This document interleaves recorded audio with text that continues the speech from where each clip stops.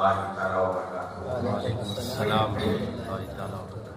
محافل تذکرے مارکے کربلا یا محافل واقع کربلا یا محافل اہل بیت اطہار و اکرام کا احترام اور مقام جو بھی کربلا سے منسوب ہے، الحمدللہ سراجی خانقاہ عثمانیہ اور بنگلور کی خانقاہ صدیقیہ و اشرفیہ میں ایک محرم الحرام سے بلا نہار روزانہ یہ دونوں جگہوں پر منعقد ہو رہے ہیں۔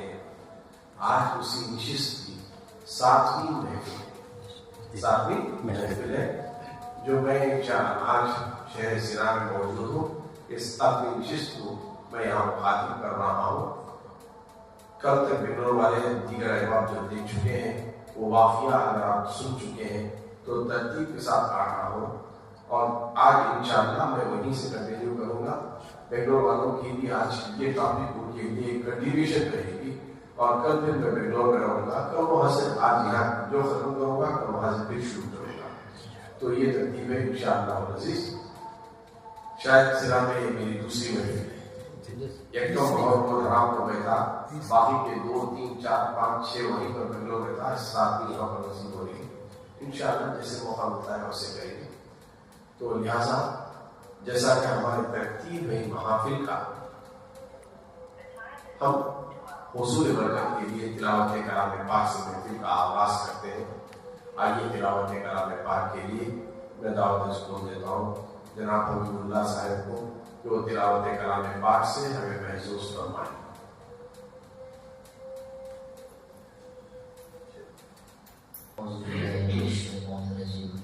بسم الله الرحمن الرحيم الله لا إله إلا هو الحي القيوم لا تأخذه سنة ولا نوم له ما في السماوات وما في الأرض من ذا الذي يشفع عنده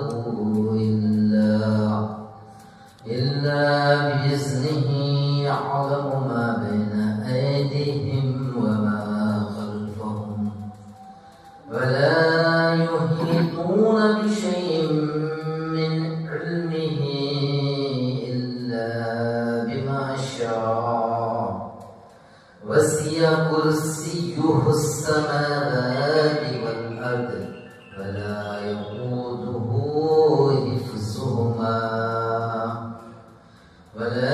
يؤوده حفظهما وهو العلي العظيم لا إكراه في الدين قد تبين الرشد من الغي فمن يكفر بالطاغوت ويؤمن بالله فقد استمسك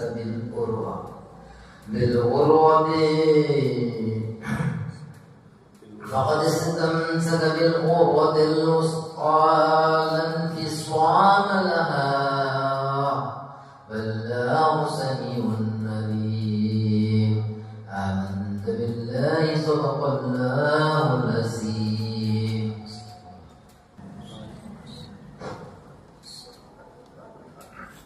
اللهم صل على سيدنا مولانا محمد عدد ما في الله صلاة دائمة في دوام ملك الله وہ شہر محبت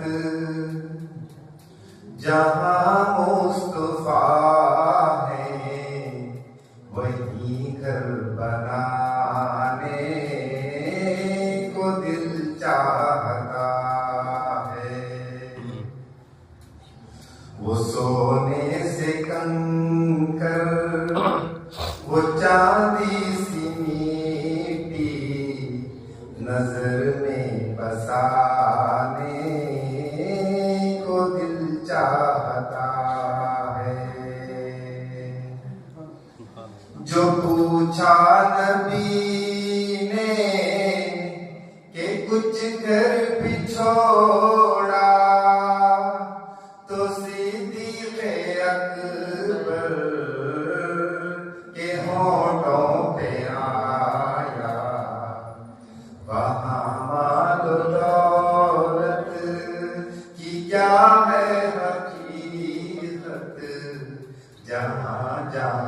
جانے کو دل چاہتا ہے.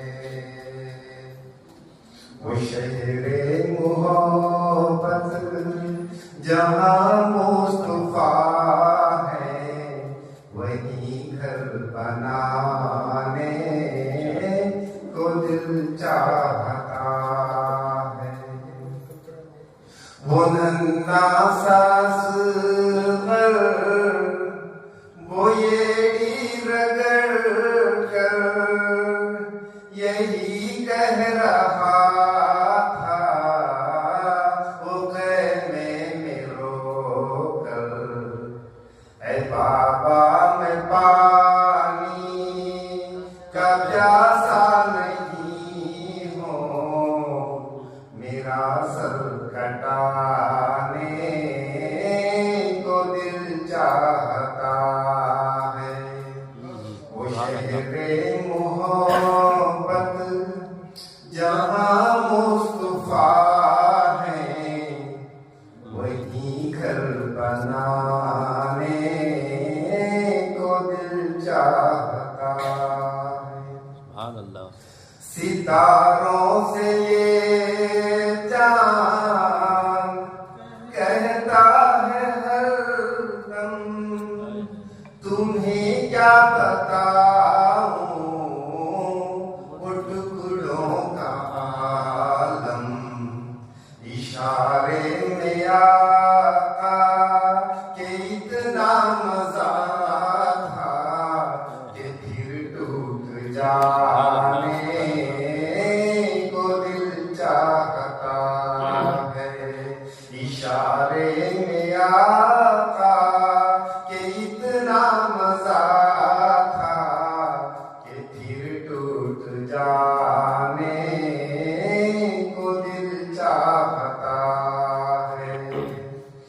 جہاد محبت کی آواز گونجی کہا حنظلہ نے یہ دلہن سے اپنی اجازت اگر دو تو جامی شہادت لبوں سے لگانے کو دل چاہتا ہے. وہ شہر محبت جہاں مصطفیٰ ہے وہیں گھر بنانے کو دل چاہتا ہے. مفتے پر پہنچا ہوتا جو دیکھا ہے روئے جمال رسالت تو طاہر عمر مصطفیٰ سے یہ بولے بڑی آپ سے دشمنی تھی مگر اب غلامی میں آنے کو دل چاہتا ہے. وہ شہر محبت جہاں مصطفیٰ ہے وہیں گھر بنانے کو دل چاہتا ہے. وہ سونے سے کنکر وہ چاندی سی میٹھی نظر میں بسانے کو دل چاہتا ہے. سبحان اللہ. السلام علیکم ورحمۃ اللہ وبرکاتہ. وعلیکم السلام ورحمۃ اللہ تعالیٰ. اللهم صل على سيدنا شفينا مولانا محمد وعلى ال سيدنا مولانا محمد وبارك وسلم عليه الصلاه والسلام يا رسول الله. سید نے کربلا میں وعدے نبھا دیے ہیں. سید نے کربلا میں وعدے نبھا دیے ہیں. دین محمدی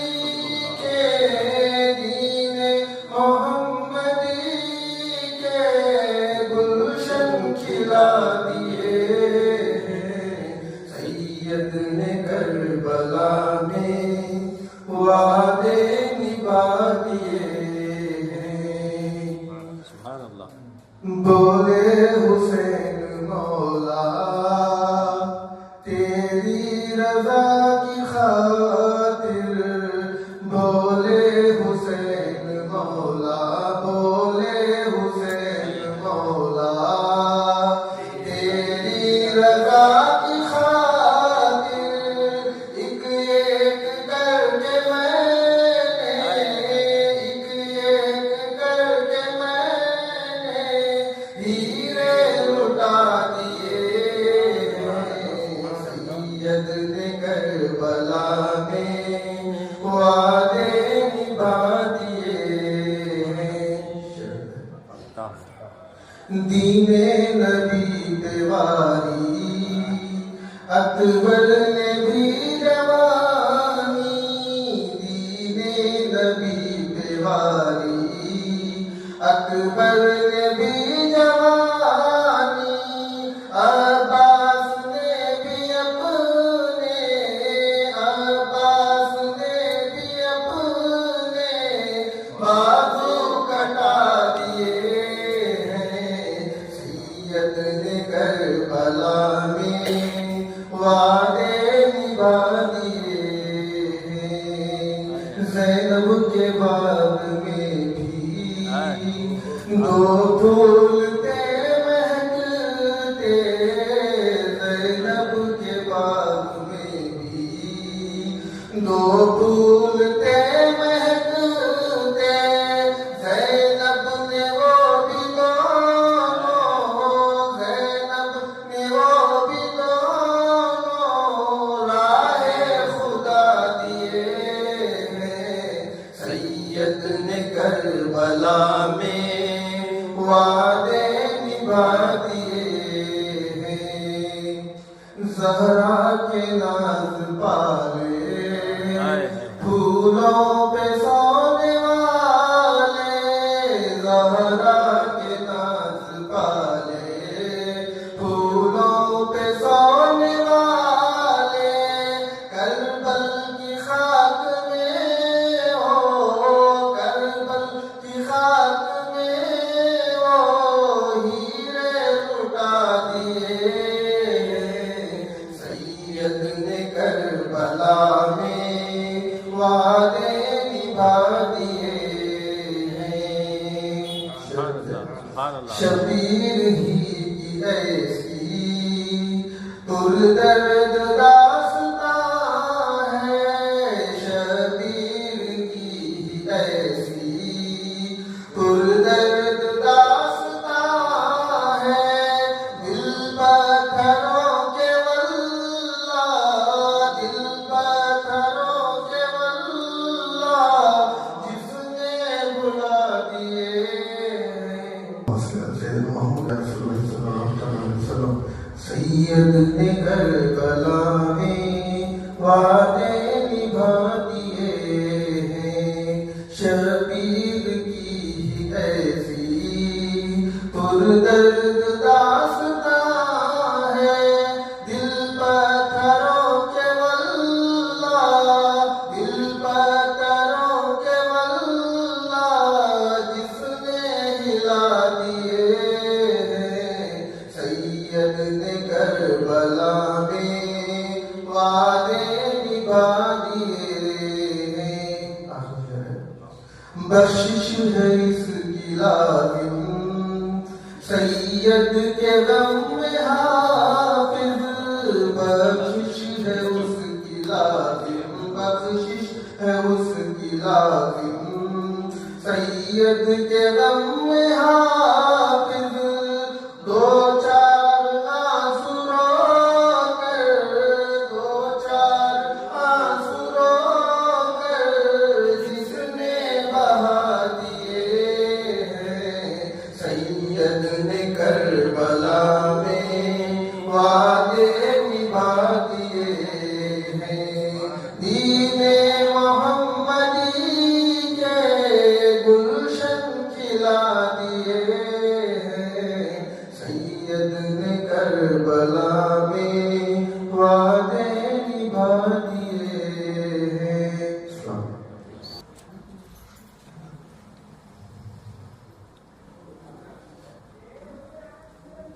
آج کی نشست میں کچھ کہنے سے پہلے میں 2-3 باتوں کا خلاصہ دینا چاہتا ہوں، کیونکہ صرف سرا والے نہیں سن رہے ہیں پروگرام میرا. یہ تو اتنے وائرل ہو چکے ہیں کہ چاہے بلاری ہو، بنگلور ہو، سرا ہو، یو پی ہو، ہر جگہ یہ عام ہو چکا ہے. اسی لیے مجھے بہت ساری چیزوں کو محتاط سے بولنا پڑ رہا ہے. وجہ اس کی ہے، عالم ہوتا اگر میں تو سند دلائل وغیرہ کے انبار لگا تھا، لیکن پھر بھی کرم ہے میں اپنے والدین کی صحبت سے پایا اور میرے مرشد کامل حضور شیخ الاسلام کی صحبت اور ان کی نظروں سے جو کیا ہوں. الحمدللہ جو کہہ رہا ہوں اس کی تائید خان والے کر رہے ہیں، ہر خان والے کر رہے ہیں. اللہ کا فضل ہے، اللہ کا بات میری زبان سے نکال رہا ہے اور اس کا بات کو تسلیم بھی کیا جا رہا ہے. کل یا پرسوں کے دن جو ویڈیو وائرل ہوا تھا آپ لوگوں نے دیکھا تھا. الحمدللہ میں نے سادات کرام اور اہل بیت کے حق میں ڈٹ کر رہا اور حق گوئی سے میں نے بات کیا. نہ عالم کی شان میں نے گھٹائی، نہ سادات کی شان کو گھٹایا. عالم کسے کہتے ہیں میں نے وہ بھی بتایا. اگر ایسے عالم ہیں جو میں نے بتایا تو یہ عالم بھی میرے سر کا تاج ہے، جو علم شریعت کا علم پا کر اپنی ذاتی مفاد کے خاطر اسے استعمال نہ کر کے دین پاک مصطفیٰ صلی اللہ تعالیٰ علیہ وسلم کی خدمت کر رہے ہیں، تو ایسے علماء میری آنکھوں کا تاج ہے، اب میرے سر کا تاج ہے. صرف ایک علم ہی نہیں، ہم طریقت والے علم پانے کے بعد کسی کی صحبت میں بک جاتے ہیں. سرکار غوث اعظم رضی اللہ تعالیٰ عنہ کو کیا ضرورت تھی پیر مرشد کے ہاتھ میں؟ سرکار غریب نواز کو کیا ضرورت تھی خواجہ عثمان ہارونی کی قدموں میں جانے کی؟ وجہ یہ تھی علم کے پیکر تھے. شیطان سب سے بڑا علم رکھتا تھا، ہو سکتا تھا دھوکے میں بچائے، تو اپنے دین اپنے علم کی محافظت کے لیے انہوں نے ایسی بارگاہوں میں اپنے قدموں اپنے گھٹنوں کو ٹیکا جو اہل بیت سے تعلق رکھتے تھے، سادات کرام تھے اور وقت کے اولیاء کاملین تھے. تو علماء بھی یہی ہوتے ہیں. علماء کو بھی ضرورت ہے ولیوں کی اور ولیوں کو بھی ضرورت ہے علم سیکھنے کے لیے علماء کی. تو دونوں اپنی جگہ پر قائم ہیں. نہ علماء سادات کی توہین کریں، نہ سادات کبھی علماء کی توہین. سلمان سادات تو اتنے مخلص لوگ ہوتے ہیں، اہل بیت کی تعلیم ان کے سینے میں اتنی کوٹ کوٹ کر بھری گئی ہے کہ وہ کسی کو تکلیف دینا سوچتے بھی نہیں. یہ وہ گھرانہ ہے جب ان پر کوئی تیر چلاتا ہے تو سہ لیتے ہیں. کربلا کا وہ مقام ہمیں یاد ہے، سینے پہ تیروں کو لیا لیکن دین پاک مصطفیٰ کی حفاظت انہوں نے فرمائی. تو لہٰذا میرا وہ 5ویں دن کا جو کلپنگ تھا، میں نے بھی مضافات سادات کرام کے حق میں نے حق گوئی سے بات کی. اور شاید اس کا اثر یہ ہوا کہ ایک احباب نے مجھے فون کیا تھا جو اس سرزمین سے تعلق رکھتے تھے. حضرت آپ کا وہ ویڈیو ہم نے سنایا ہے، امید ہے کہ انشاءاللہ العزیز ان قریب وہ توبہ کر کے رجوع کریں. دربلا وہ توبہ اور رجوع جس سے نہ کریں، کسی ایک سید زادے کے پاس نہیں کریں، کیونکہ جو لب و لہجہ چہرے کے تاثرات تھے دل پہ بہت فرق نہیں جاتا. یہ جاہل سادات کے بوس کو دل میں رکھ کر انہوں نے یہ بات کی ہے. معافی چاہنا کوئی غلطی بات نہیں، کسی کے سامنے اپنے گھٹنے ٹیک دینے سے کوئی کمتر نہیں ہوتا، ہمارا مرتبہ بلند ہوتا ہے.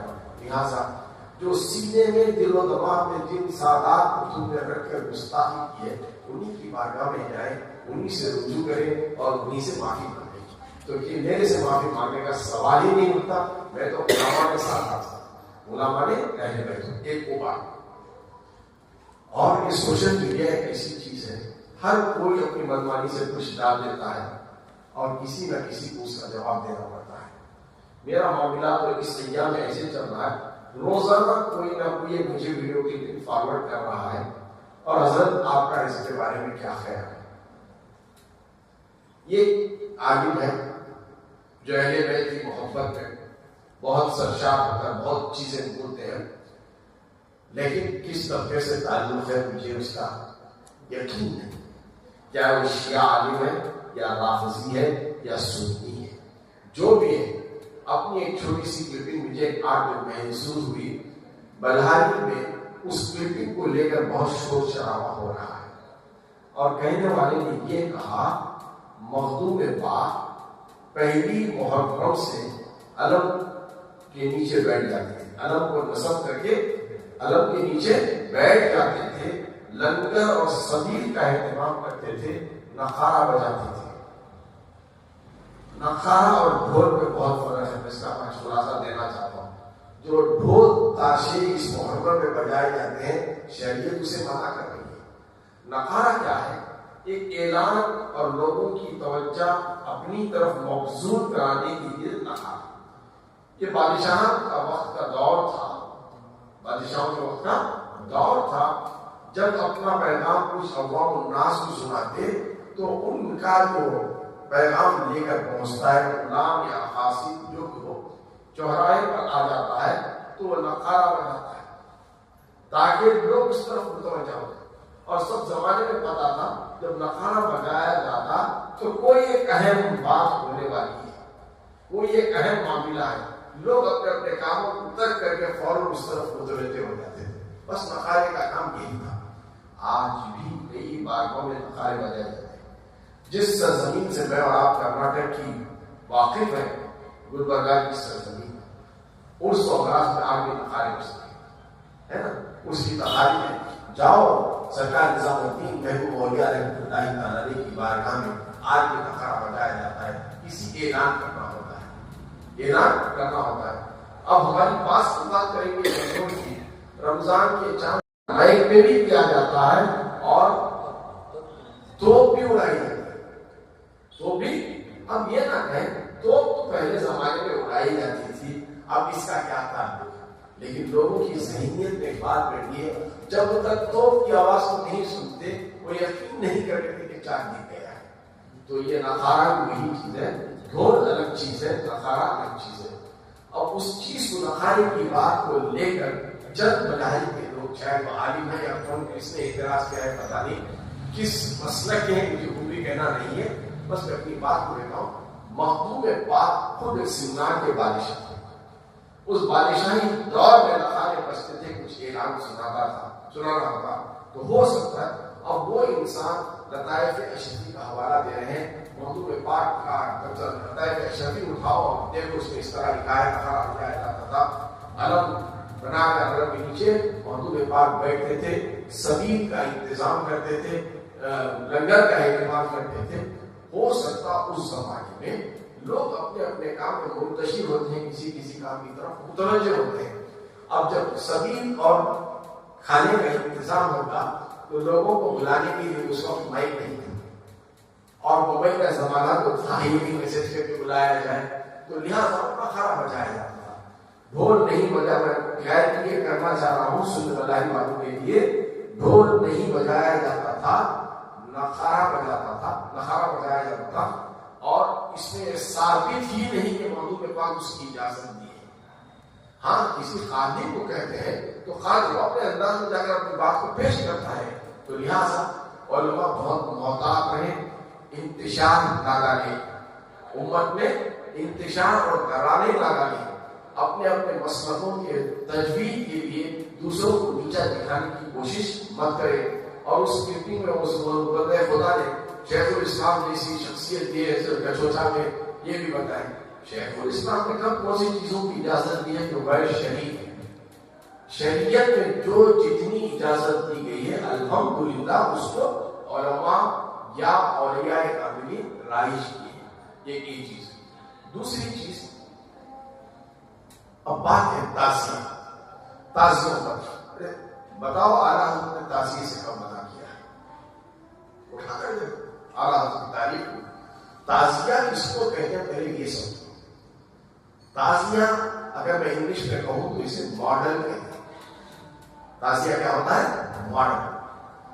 اگر تمہارے شہر ضلع میں کوئی تاج محل نہیں دیکھا ہے اور اس کی دل کی بھڑاس کو بنا لینا چاہتا ہے کہ میں تاج محل کو دیکھوں، تو ایک ایگزیبیشن میں کیا بناتے ہیں کہ آگرہ سے تاج محل کو اٹھا کر ہو سکتا ہے کسی کی مزاریں ہو، مسلمان کی ہو چاہے وقت کا بادشاہ ہو، کوئی کیوں نہ ہو، کیا اس طرح کی جا کر ماڈل کے سامنے فاتحہ وغیرہ دلاتے ہیں؟ نہیں. اب میلاد کا مہینہ ہے تو گنبد خضرا کے ماڈل بناتے ہیں، بنا کے اسے جلوس میں نکالتے ہیں. کیا وہاں کھڑ کر سرکار کا روزہ سمجھ کر کوئی فاتحہ خانی کرتا ہے؟ نہیں. یہ صرف اپنے دلوں آنکھوں کی ٹھنڈک کے لیے استعمال کرتے ہیں. تعزیہ یہی ہے، سرکار امام حسین رضی اللہ تعالیٰ عنہ کے روزے کا ماڈل بنا کر ایک جگہ رکھا جاتا ہے. اور یہ کبھی کسی عالم نے، کسی مفتی نے اہل سنت والجماعت نے ہرگز اس کی اجازت ہی نہیں دی ہے کہ ایسے مقامات پر جا کر تم فاتحہ خوانی کرو، تم چڑھاوا کرو، تم یہ کرو وہ کرو. تیسری بات جو وہ صاحب نے کہی ہے اپنے بات میں، آج بھی کٹھوچا میں تعزیہ جب نکالا جاتا ہے تو مخدوم پاک کی مزار کی چادر کو پہلے اس میں لپیٹتے ہیں. تو اس میں کیا قباحت ہے؟ اس میں کیا قباحت ہے بھی؟ اب دیکھیے قرآن شریف کو آج ہم غلاف میں رکھتے ہیں، غلاف میں رکھتے ہیں. اگر سمجھیے کہ قرآن ہمارے ہاتھ میں گھٹ مضبوط پکڑے ہیں، اگر غلاف نیچے گر جائے تو اب انسان کیا کرتا ہے؟ اس کی تعظیم کرتا ہے. قرآن پر ہاتھ سے نہیں گرا ہے لیکن اس کا کور غلاف گرا ہے تو اس غلاف کو بھی تعظیماً تبرکاً اٹھاتا ہے، آنکھوں سے لگا. حالانکہ وہ چیز قرآن نہیں ہے، وہ چیز قرآن نہیں ہے. تو لہٰذا مخدوم پاک کی اگر ایسا ہوتا ہے تو دیکھا نہیں، اس عالم کے کہنے پر میں کہہ رہا ہوں، اگر مخدوم پاک کی چادر لپیٹ کر کوئی تعزیہ بناتا ہے تو اس کا مطلب یہی ہے یہ سرکار امام حسین کی آل سے ہے، حسینی ہے، حسینی ہے. ہماری بساط تو نہیں ہوتی کہ ہم کربلا جائیں، کوئی وہاں سے چادر لے کر آئے، چادروں کا رواج وہاں پر نہیں ہے. اسی لیے ان کی آل سے نسبت رکھنے والی چیز کو وہاں پر لگایا جاتا ہے. اگر کوئی مخدوم پاک کی چادر کو چھو دیتا ہے تو اس میں قباحت کیا ہے؟ اس میں قباحت کیا ہے؟ خیر اس کا تو جواب متعلق خانوادہ اشرفیہ سے دیا جائے گا اور علماء دیتے رہیں گے. میں اپنی علمی بساط سے دے رہا ہوں، بس کہنا اتنا چاہ رہا ہوں کسی کے کہے سننے پر شر اندازی مت پیدا کرے، امت میں انتشار مت پیدا کرے. ارے ایک ہر سلاسل اپنی جگہ برحق ہے، ایک دوسرے سلاسل والے دوسروں کا احترام کرنا ہے. جب تمہیں کچھ سلسلوں میں دیکھو وسائل علیحدہ ہوتے ہیں، سلسلے کے درود الگ ہوتے ہیں، کیا اس چیز کو لے کر تم ڈرتے ہو؟ نہیں. اگر تمہاری دل میں کوئی شک ہے، درود قادریہ ہے، درود چشتیہ ہے، پڑھنے میں فیض ہے، نہ کہ لڑنے جھگڑنے. اسی طرح کبھی ہماری تن نظری سے کوئی چیز ہماری سمجھ میں نہیں آتی ہے تو ان سلسلے والوں کے پاس پہنچ جائیں، ان سے پوچھیں، محبت اختیار کریں، عاجزی انکساری سے کریں. چیخ و پکار، دبدبا، روڈزم اس طرح سے کسی کے دلوں کو جیتا نہیں جاتا. تو میں نے اس انسان سے جنہوں نے آج کلپنگ کو بھیجی تھی، میں نے ان سے کہا انشاءاللہ آج کی محفل میں اس چھوٹی سی کلپنگ کا مختصر سا خلاصہ دیتا ہوں. اور میں تو سمجھتا ہوں علماء سادات کچوچا ان چیزوں کی طرف توجہ دیتے ہیں. ہر کوئی روزانہ ایک شرط پھیلاتا ہے تو کیا ان کے لیے وہ ہر بات کو پھیلاتے ہیں، وہ اس کا جواب دیتے ہیں؟ نہیں. وہ تو دین پاک مصطفیٰ صلی اللہ تعالیٰ علیہ وسلم کی خدمت میں لگے ہوئے ہیں، ان کا منشا وہی ہے. میں نے اپنے بچپن سے لے کر آج تک شیخ الاسلام کی کوئی ایسی تقریر نہیں سنی جس میں نبی کی ذات سے ہٹ کر کسی اور کی توصیف اور تعریف کی گئی ہو. تو یہاں ان کا منشا، ان کی منزل، ان کا مقصود، ان کا مقصد حیات کچھ اور ہے. تو لہٰذا ان کا کام انہیں کرنے دو. چھوٹی موٹی باتوں کو ہم غلام ہیں، اس کا جواب دے دیں گے. ہم غلام ہیں، اس سلسلے میں ہم لکھے ہیں. ہمارے جد اعلیٰ سلسلے پر ہمیں فخر ہے اور مخدوم پاک غوث العالم ہے. جہاں وقت اولیاء کاملین علماء نے اپنے گھٹنے ٹیکے ہیں، ان کی زندگی میں علم اٹھا کر دیکھو کتنے جنہیں سوالوں کو لے کر آئے تھے. وہ سوال نہیں اپنے منہ کا تبرک کے تیل والے بیچنے کو لے کر سوالوں کا جواب دے رہا ہے. یہ مخدوم پاک پر آج مشمائی کی جا رہی ہے. ہوشیار رہو، غیب کی لاٹھی میں آواز نہیں ہوتی. کہیں ایسا نہ ہو کہ اہل بیت سادات سادات کی گستاخی جو بھی کیا ہے اس زمانے میں وہ کبھی خوشحال نہیں رہا ہے. اور علماء کرام لکھتے ہیں جو سادات کرام کا بغض سینے میں لے کر جیتا ہے اللہ تعالیٰ اسے جہنم میں ہی ٹھکانہ اس کا بنائے گا اور دوزخ میں ہمیشہ جھنستا رہے گا اور جنت کی خوشبو بھی وہ سکون نہیں پائے گا. اور علماء کے بارے میں وہ ایک آدمی نے کہے تھے اگر علماء کی توہین کرتے ہیں اگر خبر کو چلا جاتا ہے تو اس کے چہرے کو رخ قبلے سے پھیر دیا جاتا ہے. یہ تو کہتے ہیں ارے قبلے سے پھیر دیا تو کیا ہونے کا ہے, لیکن ہمیں سادات کرام کی توہین کرنے سے قبلے سے رخ نہیں جنت سے ہی پھیر دیا جا رہا ہے, خدا کی رحمت سے ہی پھیر دیا جا رہا ہے. اب کہاں جاؤ؟ تو لہٰذا شیطان کے وسوسے میں نہ ہو, امت میں انتشار مت پیدا کرو, شائستگی سے جن چیزوں کو برداشت کرو چونکہ معاشرے میں ہر جگہ کا ایک طور و طریقہ ہوتا ہے. ہمارا ہندوستان ایسا ہے کلچر اس کا ہر اسٹیٹ سے دوسرے اسٹیٹ میں الگ ہوتا ہے. ایک اسٹیٹ میں ایک گاؤں سے دوسرے اسٹیٹ کا کلچر الگ ہوتا ہے. اگر میں کہوں بلائی والوں کو بگونے ہنڈیا بولے تو ان کو سمجھ میں آتی ہے. اگر میں بلائی میں آپ کو شتلا دے تو نیچے سے اوپر تو شتلا کیا تھا. اب کرناٹک کی سرزمین سرا میں آپ کو شتلا کا بولو کیا ہو جاتا ہے, یہاں آپ کو ہنڈیا بگونے دیکھو تو نیچے سے اوپر تک یہاں دیکھتی ہے. تو یہ تہذیب تمدن ہمارا یہ علاقائی زبان کا اثر ہوتا ہے. کہیں کچھ طریقے استعمال ہوتے ہیں اور شروع میں یہ طریقوں کو برداشت کیا گیا چونکہ مقصد ان کا یہ تھا غیر مسلموں کو دائرے اسلام میں لانا. آج اسلام میں جو ہے انہیں دائرے اسلام سے نکال کر کفر کے فتوے دے کر ایسا دھمکا کر رہے ہیں کہ آج سنیت محدود تو کیا ہماری مٹھی سے ایسی نکل رہی ہے جیسے مٹھی سے ریت نکل رہی ہے. ایسا مت کرو. میں عوام الناس سے بھی یہی کہوں گا ایسے انتشار پیدا کرنے والے علماء سے اپنے آپ کو دور رکھو. جو تمہارے آبا و اجداد سے تم حق پایا ہے اسے بے چون چرا تسلیم کر کے حق کے راستے پر چلو. اگر کہیں تمہارے دماغ میں خلل آ گیا تو اپنے بڑوں سے پوچھو, اپنے بڑوں سے پوچھو. بس یہی آج کی بات میں یہاں پر خلاصہ دینا چاہتا تھا. اور اس کے بعد ہماری روزانہ کی جو محفل ہے اس کی طرف میں چلوں گا. امید کرتا ہوں کہ جو بات مجھے کہنی تھی میں نے ہر کوئی کی بات کہہ دی. نحمدہ و نصلی علی رسولہ الکریم. اما بعد فاعوذ باللہ من الشیطان الرجیم. بسم اللہ الرحمن الرحیم. ولا تحسبن الذین قتلوا فی سبیل اللہ امواتا بل احیاء عند ربهم يرزقون. صدق اللہ مولانا العظیم وصدق رسولہ النبی الامین المتین الکریم ونحن علی ذلک لمن الشاہدین والشاکرین والحمد للہ رب العالمین. کس لیے فکر کریں حشر کے دن کیا ہوگا. کس لیے فکر کریں حشر کے دن کیا ہوگا. سامنے ان کے جو ہوگا وہ اچھا ہوگا. سامنے سے ہمارا آقا دو جہاں صلی اللہ علیہ وسلم سامنے ان کے جو ہوگا وہ اچھا ہوگا. جذبہ عشق بتا وقت تو کیسا ہوگا. ارے عشق میں دیوانے اپنی اپنی جگہ مچل رہے ہیں.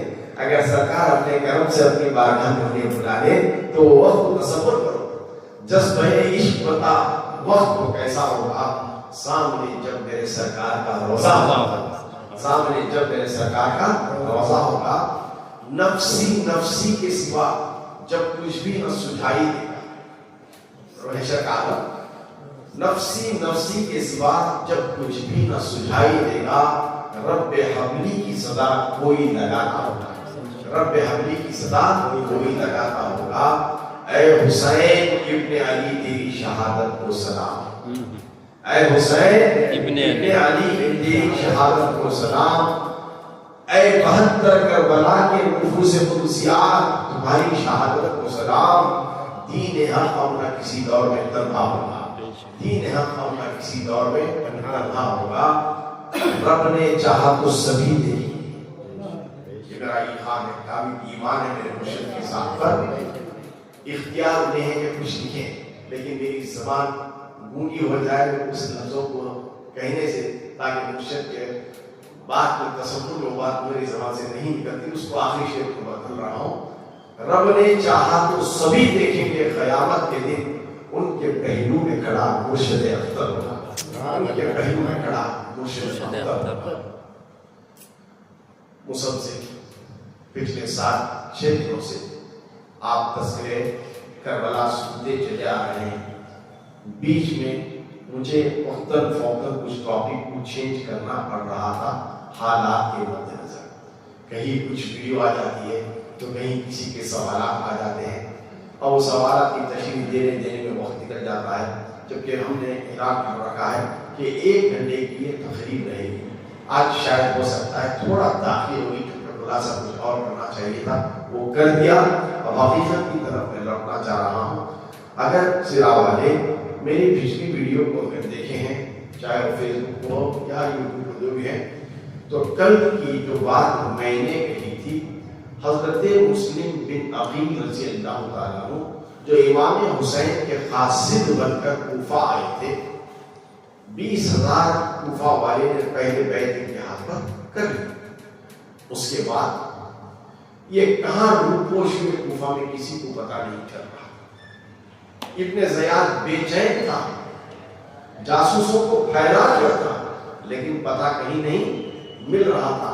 تو اپنے ایک پرانے جاسوس آدمی کو جو معذور ہو گیا تھا اسے بلا کر 3,000 درہم دے کر اس کام پر مامور کر دیا کہ جا تو پتہ لگا کوفہ میں مسلم بن عقیل کہاں رکھے گئے. تو یہ بدبخت اہل بیت کی محبت کا نوالا اوڑھ کر اپنے آپ کو ایسا ظاہر کیا کہ میں بہت عاشق اہل بیت، کوفہ کی جامعہ مسجد میں آیا. آپ سب کلمہ پڑھنے والا ہی تھا، نماز پڑھ لی، نماز سے سب فارغ ہو گئے تو ایک شخص مسلم بن اوجہ نوافل میں لگے رہے، کافی دیر تک نوافل پڑھتے رہے. تو اب اس نے معقل، جس کا نام تھا، اس نے سمجھ لیا یہ یزیدی نہیں ہو سکتا، یہ زیدی نہیں ہو سکتا، یعنی ابن زیاد کا فالوور نہیں ہو سکتا. بے شک اس کے طور طریقے اور نماز کی جو کیفیت ہے اس کی، اس سے پتہ چلتا ہے کہ یہ حسینی ہے. نماز ہونے تک اس نے انتظار کیا. نماز کے بعد بڑی شائستہ کی ادب سے مؤدبانہ سلام ان کے ہاتھوں کو چوم کے ملاقات کرتا ہے اور اپنے آپ کو اس طرح کہتا ہے میں ملک شام سے آیا ہوں، اہل بیت کا محبت میرے سینوں میں ہے، اور مجھے پتہ چلا ہے کہ مسلم بن عقیل کوفہ آئے ہیں. اگر آپ کو پتا ہو تو مجھے اس کی اطلاع دو تاکہ میں ان کی بارگاہ میں کچھ ہدیہ دے پائے. ابن زیاد جو 3,000 درہم دیا تھا وہ دکھا رہا تھا پیسوں کی لالچ، کیونکہ آگے والے کو خریدا کسی چیز سے جاتا تھا، 200 پیسوں سے، دولت سے یا کسی عہدے سے یا کسی کو ڈرا دھمکا کے. وہ زمانے سے آج تک بھی وہ زمانہ چلا آ رہا ہے. تو وہ چیز کو سمجھانے کی ضرورت نہیں، آگے والوں کو کس طرح چاپلوسی کے انداز میں جان میں پھنسایا جاتا تھا. لیکن مسلم بن اوجہ کئی دن ٹالتے رہے، لیکن اس کی عقیدت کا روزانہ ایسا ڈھونگ تھا کہ سمجھ نہیں پائے، اس کے جال میں آ گئے. ایک دن انہوں نے معطل کو لے کر حضرت عروہ بن ہانی کے گھر لے کر گئے، جہاں پر حضرت مسلم بن عقیل قیام پذیر تھے. عروہ بن ہانی کوفہ کے مشہور لوگوں میں تھے، بہت بڑا دولت مند تھے. ان کا دبدبہ ایسا تھا سمجھیے کہ جب بھی وہ کہیں کسی معرکے میں جاتے تو 4,000 گھوڑے سوار ان کے ساتھ ہوتے اور 8,000 کا پیدل جربہ ان کے ساتھ ہوتا. یہ دبدبہ تھا. اور خود ہانی بن عروہ مولائے کائنات حضرت علی کرم اللہ وجہہ کریم کے ساتھ کئی جنگوں میں شریک رہے. جب ان کا انتقال ہوا تو ان کی عمر 90 سال کی تھی. کتنے؟ 90 سال کی.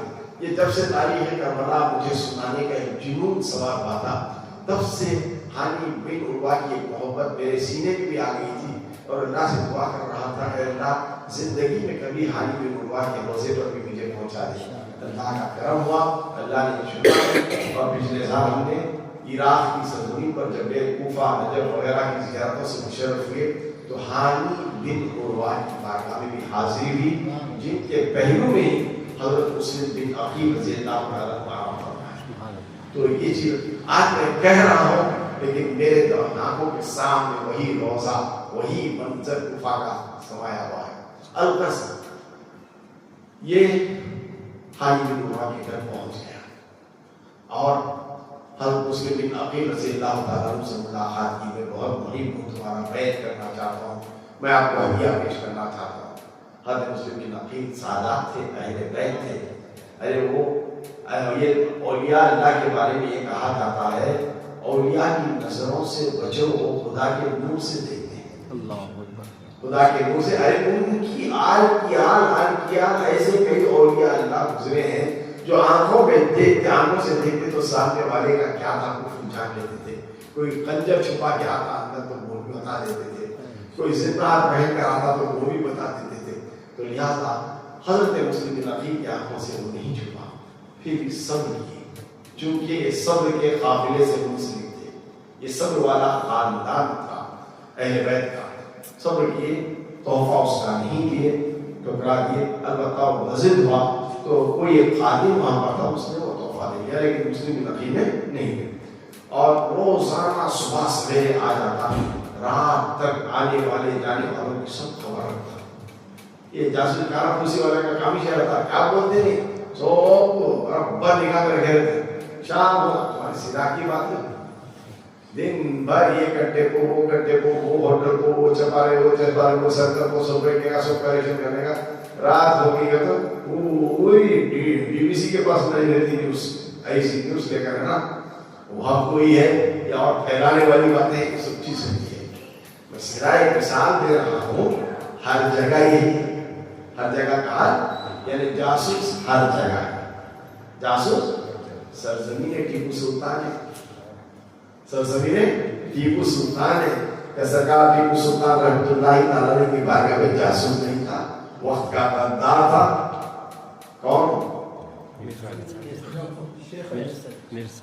میر صادق. آج بھی کوئی کام کرتا ہے تو کیا رہے میر صادق ہوگا نا ہوتے ہے نا. تو میر صادق کا زمانہ ہر زمانے میں ہے, قیامت تک میر صادق آ رہے تھے. القص صبح سے شام تک وہی رہتا, رات دیر میں وہاں سے نکلتا, رات کے اندھیرے میں ابن زیاد کے محل کو جاتا. ابن زیاد اس وقت کوفہ کا گورنر تھا, کوفہ کا گورنر تھا. وہاں جا کر دن کی ساری کاروائی پہ کانا پڑتا. ابن زیاد سوچتا گیا دیکھیں گے اور کتنا ان کا محاصرہ ہوتا. فوراً ایکشن نہیں لے سکتا تھا, چونکہ حانی بن عروہ یہ ایک ایسی زبردست شخصیت تھی جن کا دبدبا تھا. آرمی کی طرف ان کا قبیلہ ایسا تھا, کوئی اس قبیلے کی طرف آنکھ اٹھاتا تو تلوار نکل جاتی تھی, ایسا قبیلہ تھا. تو لہٰذا برداشت کرتا گیا. ایک دن اس نے یہ کہا کہ حانی بن عروہ کو بلا کر لے آؤ. ویسے حانی بن عروہ ابن زیاد کے پاس آیا جایا کرتے تھے, بزنس کے تعلقات تھے, تو گورنر تھا.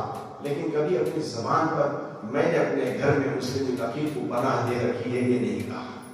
تو الغرض اور چند علاج کئی دن ہو گئے حانی بن عروہ ابن زیاد کے پاس نہیں آئے, تو اس نے چند ساتھیوں کو بھیجا, حانی بن عروہ کے گھر جاؤ اور انہیں لے کر آؤ اور یہ کہو کہ وہ علی ہے, اس وجہ سے کافی دن ہوئے ابن زیاد سے ملاقات نہیں ہوئی, ابن زیاد سے مل کر بات کرنا چاہتا ہے.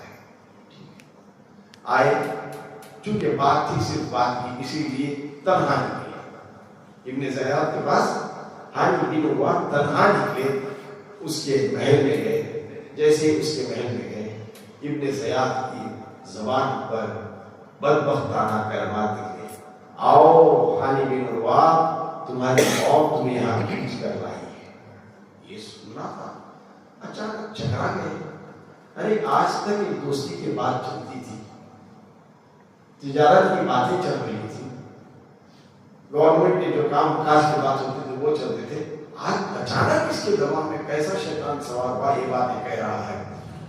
تو ابن زیاد سے حانی بن عروہ پوچھتے کیا بات ہے.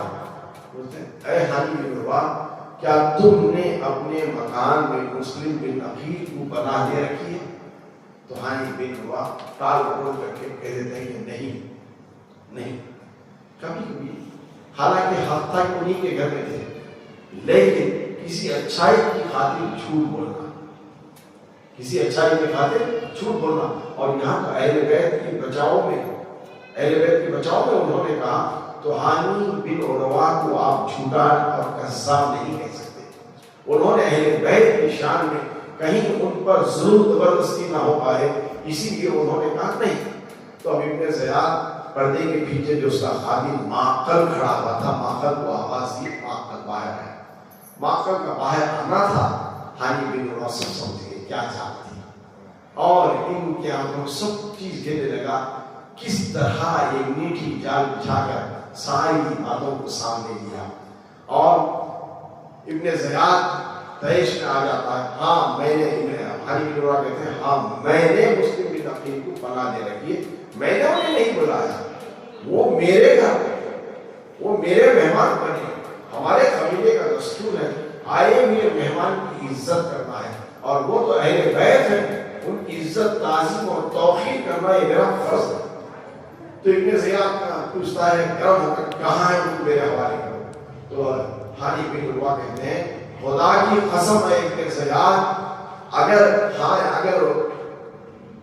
مسلم بن عقیل میرے ہاتھ میں ہوتے تو تب بھی تجھے نہیں پتا کرتا. مطلب کیا ہے، چاہے تو کچھ بھی مجھ سے کر لے میں مسلم بن عقیل کو تیرے حوالے نہیں کروں گا. یہ گرج دارانہ آواز مسلم بن عقیل، کیونکہ حق وہ ہوتا ہے باطل سے نہیں ڈرتا، باطل سے نہیں ڈرتا.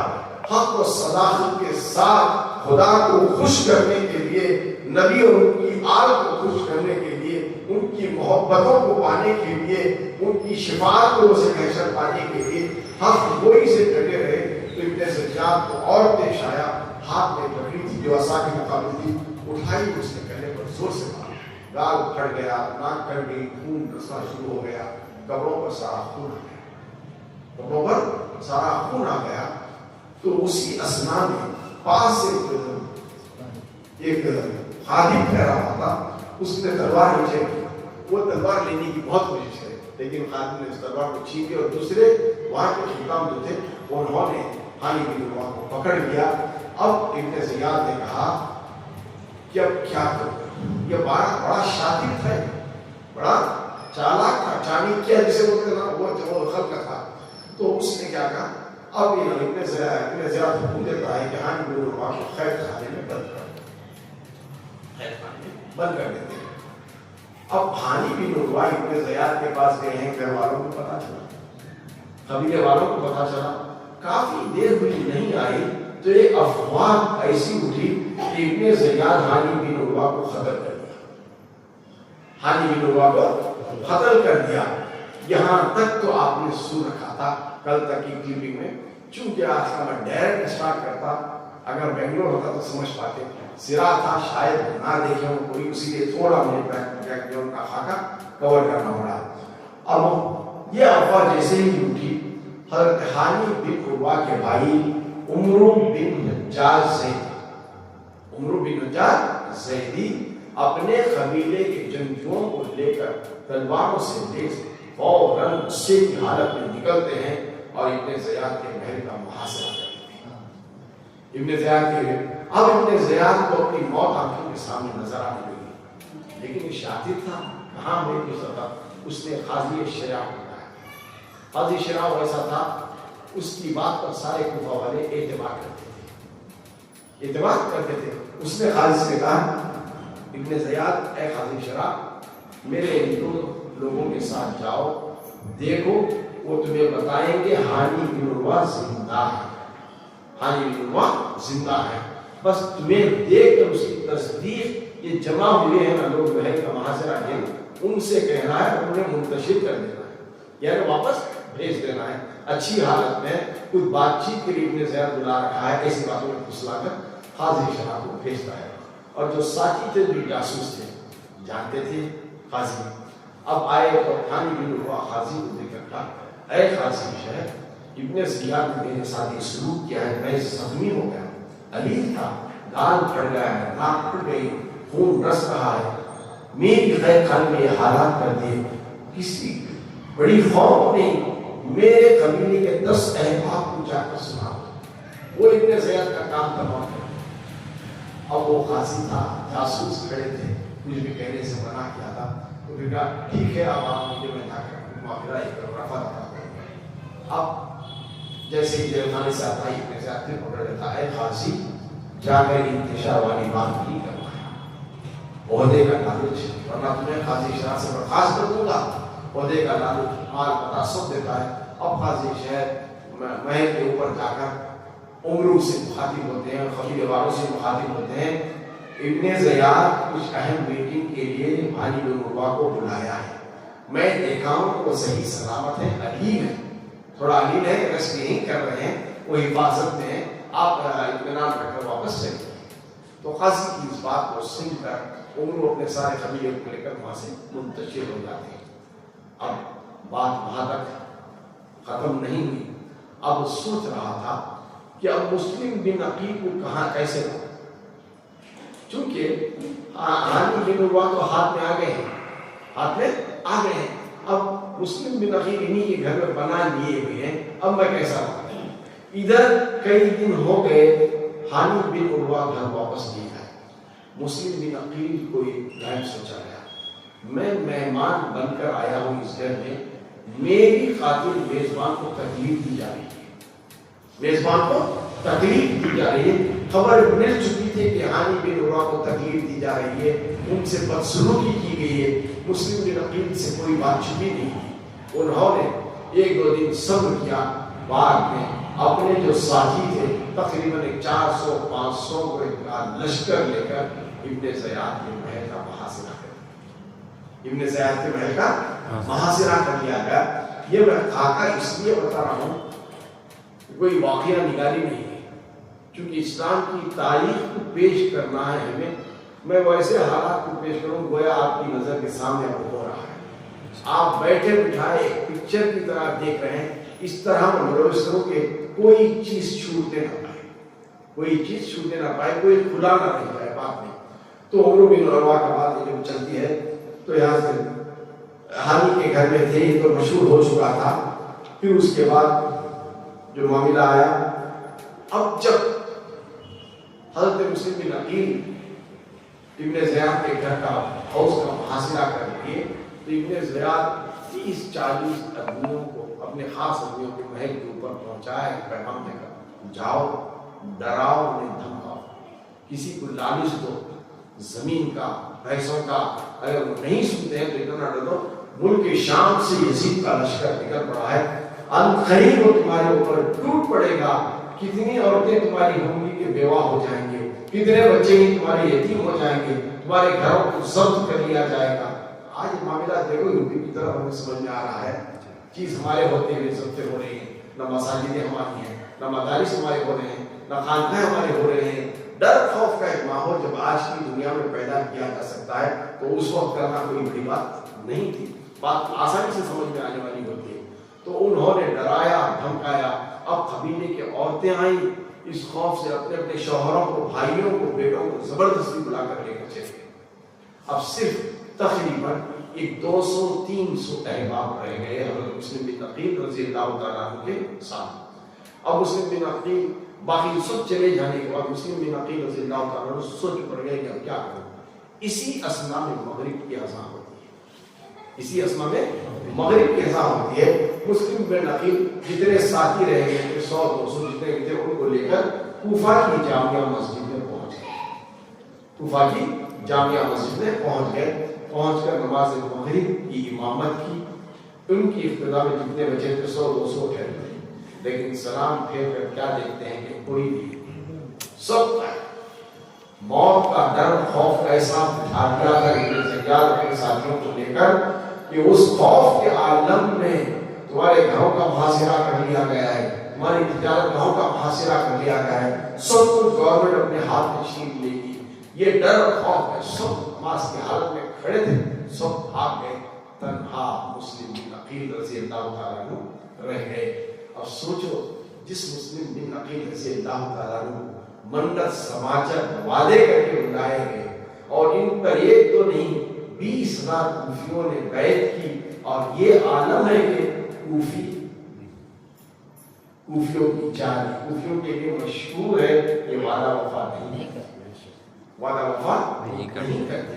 یہ بے وفائی دکھاتے ہیں لیکن جب بات کچھ آ جائے تو پھر جاتے ہیں.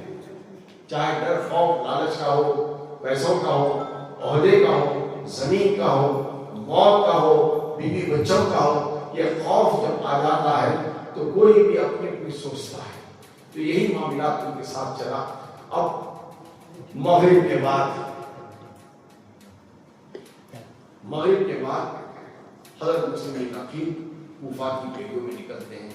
وہ گلیاں جہاں چہل پہل سب رہا کرتی تھی, سناٹا ایسا لگ رہا تھا کرفیو لگا دی گئی ہے, گھروں کو محاصرہ کر لیا گیا ہے. حضرت مسلم عقیل بھوکے پیاسے تھے ہی, لیکن اس بھوک و پیاس کے عالم میں بھی گلی کوچوں سے گزر کر ہر دروازہ بند. ارے وہ دروازے اہل بیت کے لیے کھلتے تھے, کھانے پینے کے سامان مہیا کرتے تھے اور بڑی عزت و احترام سے پیش آتے تھے. آج وہ سب دروازے بند ہو چکے ہیں. کافی رات ہو گئی, اندھیرے کے عالم میں چلتے ہیں تو اب بات یہیں تک نہیں ہوتی. آگے بڑھتے ہیں تو آخر ایک دروازہ کھلا ہوا دیکھتا ہے جس میں ایک چراغ جلتا ہوا نظر آتا ہے. اس میں ایک عورت بیٹھی ہوئی ہے. دروازہ کھلا ہے, عورت بیٹھی ہوئی ہے اور وہ خاتون تھی توعہ مسلمہ.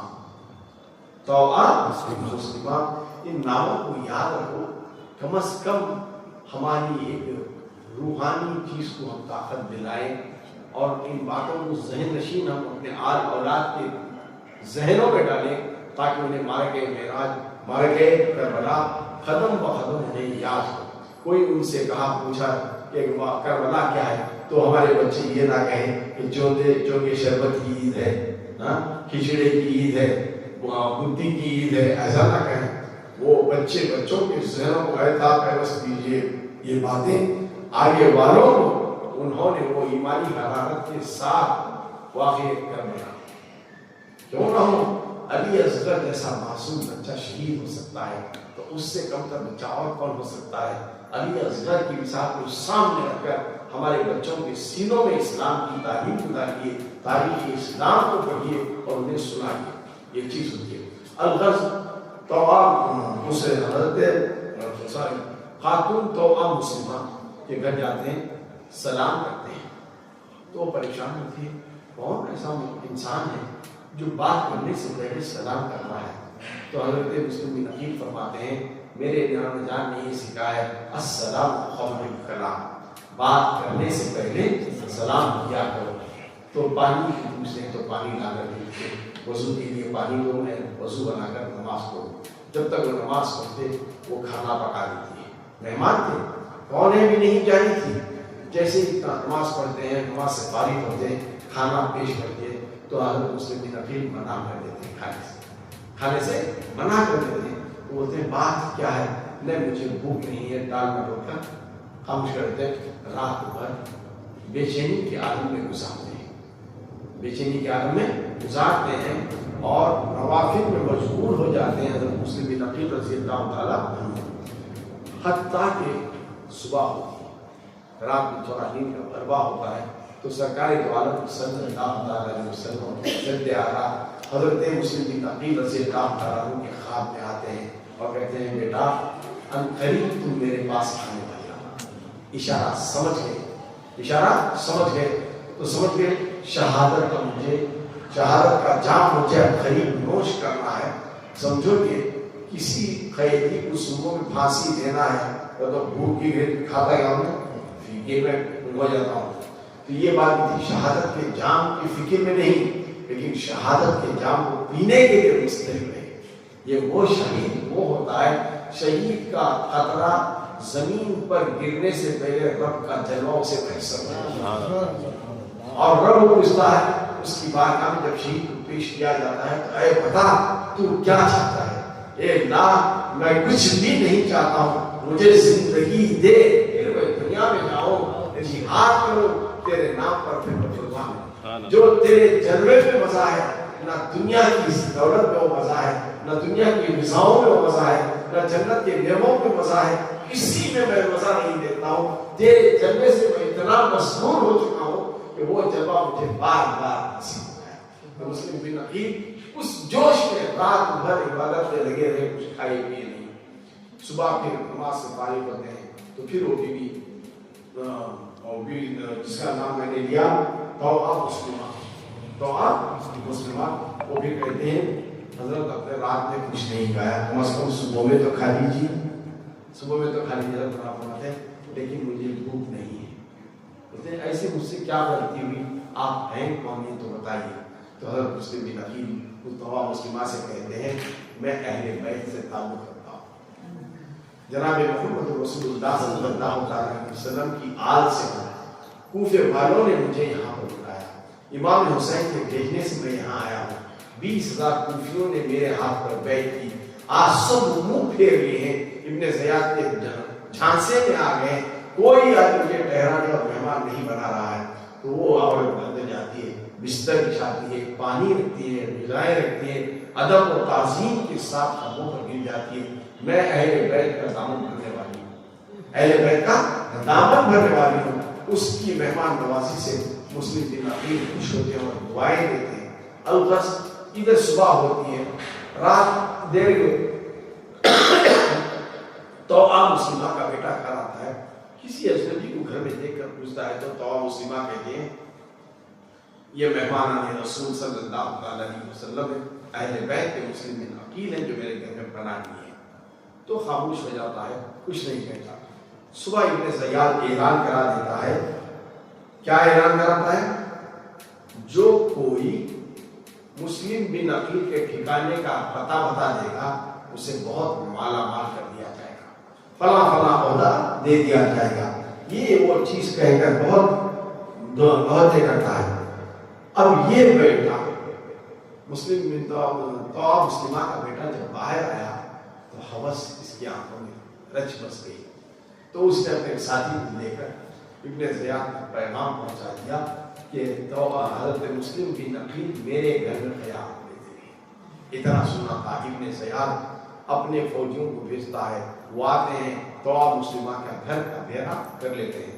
اب یہ سوچ کر وہ باہر نکلنا چاہتے ہیں تو وہ توعہ مسلمہ فرماتے ہیں اللہ کا واسطہ، اللہ کے رسول کا واسطہ دیتا ہوں آپ باہر مت جائیں. تکالیف دینے کے لیے خون ریز خون سے آلود تلواروں کو لہراتے ہوئے بڑا قافلہ کر کو گھیر لیا ہے. تو حضرت مسلم بن عقیل فرماتے ہیں اگر میں نہ جاؤں تو تیرے گھر کو آگ لگا دیں گے، تیرا گھر بھی تباہ ہو جائے گا، بلا وجہ میری وجہ سے تجھے تکلیف ہو جائے گی. ہم وہ خاندان سے ہیں جہاں تکلیف خود برداشت کرتے ہیں، کسی پر آنچ آنے نہیں. بھوکے رہ جائیں گے دوسروں کو کھلائیں گے، پیاسے رہ جائیں گے دوسروں کو پانی پلائیں گے، خود بیماری کے صعوبتیں جھیل لیں گے لیکن آگے والے کو شفا یابی کی دعائیں کریں گے. یہ ہمارا خاندان کا عطیہ ہے. اہل بیت کا گھرانہ وہ ہے صبر اور رضا کے دامن کو تھامے رکھا ہے. یہ ساری منتیں کر کے باہر خود نکلتے ہیں. باہر خود نکلتے ہیں تو مسلم بن عقیل کو دیکھ کر ایک فوجی پتھر اٹھاتا ہے اور زور سے مارتا ہے، زور سے مارتا ہے تو وہ چہرے پر لگتا ہے، خون آنا شروع ہو جاتا ہے، داغ چھیل ہو جاتے ہیں. پھر حضرت مسلم بن عقیل کہتے ہیں میں کون ہوں، کیا ہوں، سارا تعارف مقابلہ کرتے ہیں. میں تمہارے بلانے پر آیا ہوں، کیا مہمان کے ساتھ اتنی بدسلوکی کی جاتی ہے؟ اللہ کا واسطہ دیتا ہوں سمجھو. لیکن پیسوں کا بھوت سوار تھا، کہاں سمجھنے والے تھے. آنکھوں کے سامنے پردہ آ گیا تھا تو حق نظر نہیں آ رہا تھا. تو انہوں نے لالچ میں آ کر پیسوں کے، مرتبے کے، مقام کے، جگہ کے، عہدے کے، اس لالچ میں آ کر پتھر برسانے لگے. تو مسلم بن عقیل فرمائے پتھر کیوں برسا رہے ہو؟ میں کیا کافی ہوں؟ کیا مجھ سے شرعی ایسا گناہ سرزد ہو گیا جس کی سزا سنگریزی ہے؟ پتھر برسا کی مارے گی کوئی سوتا نہیں. پیچھے سے ایک اور پتھر آتا ہے، سر مبارک کو لگتا ہے، خون جاری ہو جاتا ہے، کپڑے کھولا لوگ پورا خون میں لطفت ہو جاتے ہیں. نخات بیٹھ جاتے ہیں دیوار کا کنارہ لے کر. اب اس جگہ جو ان کا لیڈر بن کر آیا تھا، کمانڈر ان پر، وہ دوڑتا ہوا ابن زیاد کے پاس جاتا ہے اور کہتا ہے اے ابن زیاد، تو نے 200 آدمیوں کو ہمارے ساتھ بھیجا تھا لیکن کس کے مقابلے میں بھیجا تھا؟ ہم نے تو کئی فوجیں میں شامل رہے، کئی مارکے ہم نے لڑے، کئی جنگیں ہم نے لڑی، لیکن ایسا بہادر ہم نے نہیں دیکھا. یہ کوئی عام انسان نہیں ہے, یہ اہل بیت. علی کا خون ان کی رگوں میں ہے. اس نے گاجر مولی کی طرح 40 ہمارے ساتھیوں کے سر خراب کر دیے. تنہا حضرت مسلم بن عقیل کی شجاعت کا معاملہ دیکھو, مولائے کائنات کی شجاعت ان کے رگوں میں دوڑ رہی تھی. 40 کو جہنم مسیح کر دیا تھا, سب پریشان ہو گئے تھے. تو ابن زیاد کہتا نہیں, طاقت کی بنا پر تم مسلم بن عقیل کو جیت نہیں پاؤ گے. ایسا کون چاہو, ابن زیاد تمہیں بلا رہا ہے, کچھ بات کرنا چاہ رہا ہے, عزت و تکلیف کے ساتھ میں ہے نا, کچھ بات کرنی چاہ رہا ہے.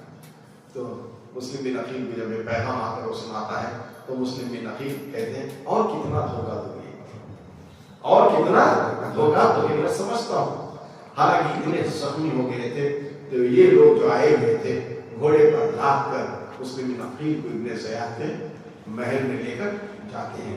تو یہ چیز آپ کے سامنے میں نے رکھی. اور پھر آگے کا معاملہ جو ہوتا ہے, ہاں جو آگے کا معاملہ جو ہوتا ہے, سیدنا امام مسلم پر سنباری اور شجاعت ہاشمی اور گرفتاری, یہ بھی ابھی میں نے آپ کو سنایا کہ کس طرح سے انہیں بدسلوکی کے ساتھ کرتے ہوئے نکالا جاتا ہے. تلواریں کسی جاتی ہیں, پتھروں سے تکلیف دی جاتی ہے. پھر بھی زبان ادھر پر تھا, اور جو الفاظ تھے حضرت مسلم بن عقیل کے, جو کچھ کرنا ہے کرے, موت موجود ہے. جو کچھ کرنا ہے, مجھے تو اس کی خبر میرے نانا جان نے رات میں دے دی ہے, شہادت کا جام ہے مسلم تمہیں پینا ہے, موجود ہے. اور یہ کلمات کا پیالہ تم نے ضرور پینا ہے. اللہ تعالیٰ کے حکم پر صبر کرنا لازمی ہے. سب مخلوقات پر اس کا عمل نافذ, اس کا حکم نافذ ہے. یہ کلمات یہ فوجیوں کے سامنے جاری تھے. یہاں تک آپ نے اس امیر کے پاس انہیں پہنچا دیا گیا, کوفہ کے گنڈے سبزی فروش کے پاس بھیجا, اور چلتے چلتے ابن زیاد یہ سن کر چکرا گیا. فرمائے کہ اس کو امن سلامتی سے دھوکہ دے کر بلایا جائے, اسے مسلم بن عقیل کو, اور میرے پاس گیا ہو. یہی کیا گیا. پھر اس کے بعد وہ آیا تھا حضرت سیدنا امام مسلم کے آخری مکالمات, یعنی گفتگو ابن زیاد کے روبرو پیش کیے گئے.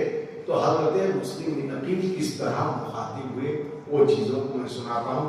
آج میری کوشش یہ ہے کہ یہ بات تک میں ختم کروں, یا ہو سکے آگے والوں کے کیا بولتے ہیں ٹیسٹ پر کچھ آگے بڑھنا ہے تو بڑے, ورنہ اس بات ختم کر کے فزیکل کنٹینیوشن کریں گے انشاءاللہ. خیر, تمام معتبر روایات اس پر شاہد ہیں کہ صاحب علم و فضل, صاحب کمال, حسن عبادت, غیرت ہاشمی کے پیغام سیدنا اسلام سیدنا مسلم بن عقیل رضی اللہ تعالیٰ عنہ جب زخمی حالت میں دربار میں ابن زیاد کے سامنے آئے تو آپ نے ارشاد اور کنایت اور زبان سے درس سلام کہا. ایک شخص نے کہا امیر کو سلام کو, تو آپ نے فرمایا ابن زیاد, آپ نے فرمایا اگر ابن زیاد میرے قتل کا ارادہ رکھتا ہے تو اس کو میرا سلام نہیں. سلامت کی اس پر بھیجی جاتی ہے جو وہ بھی سلامتی ہے. اگر وہ میرے قتل کا ارادہ رکھتا ہے تو اس پر سلام نہیں. اگر ایسا نہ کرے جیسا کر رہا ہے تو پھر سلام و کلام ہوتا ہی نہیں. ابن زیاد نے کہا مجھے قسم ہے کہ عمر کی تجھ کو ضرور قتل کروں گا. ابن زیاد صالح تھا, جابر تھا, کہا قسم ہے مجھے قتل کر دوں گا.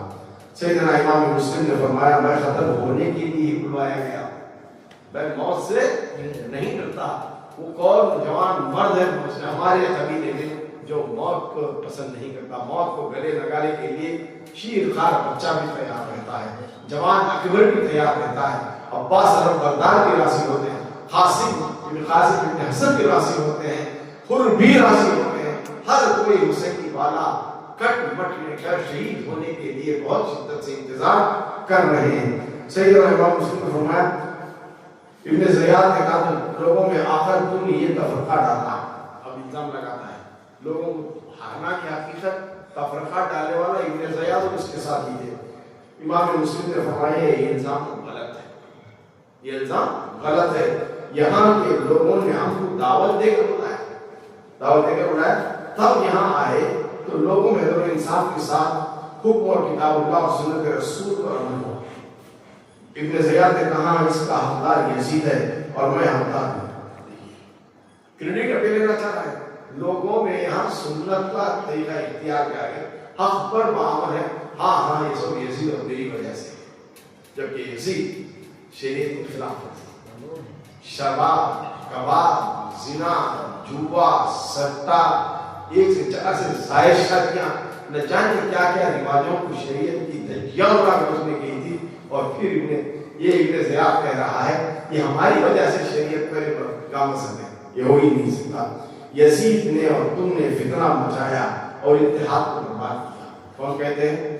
حضرت مسلم بن عقیل، اور سنت رسول کو بدلا ہے، تم نے نبی کی سنتوں کو بدلا ہے، اور فاسق اور فاجر قاتل کیا ہے؟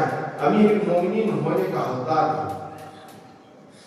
ابن زیاد کے پاس کچھ جواب نہ رہا، سب سچائی سامنے آ گئی تو بوکھلاہٹ ہو گئی، اب جواب دینے سے خاصی رہا۔